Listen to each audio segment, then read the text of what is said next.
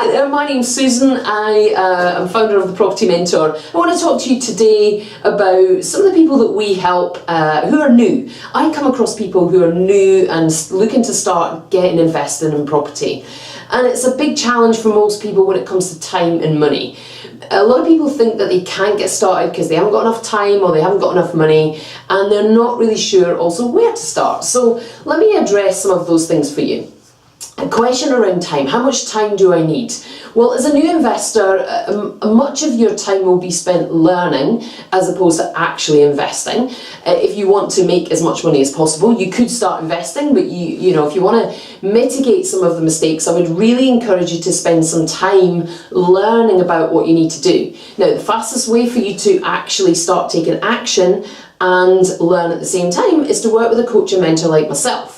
Lots of people also offer training courses. That's another way to do it. In my experience, if you can work with somebody who's been there and can help educate you whilst you're implementing, that will help you with the time. So how much time do you need? Well, I would say that you probably need around 8 to 10 hours a week minimum.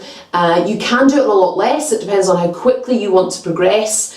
If you want to progress at a slower pace where you're going to do it over a longer period of time, then you could probably just do a couple of hours a week and you'll start to build your portfolio. The key thing is consistency.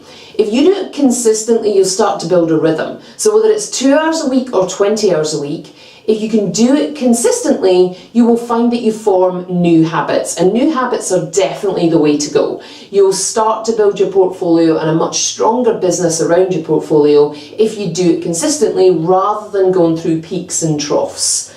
So that's the time element, and my recommendation is 8 to 10 hours, but you can do less, you can do more. When it comes to money, how much money do you need? Well, you don't really need that much. I would say that you need a little bit to get started. How much is a little bit? Maybe a couple of grand, you know, a couple of £1,000 would really help you get started. Are you going to be able to buy a property on that? Absolutely not.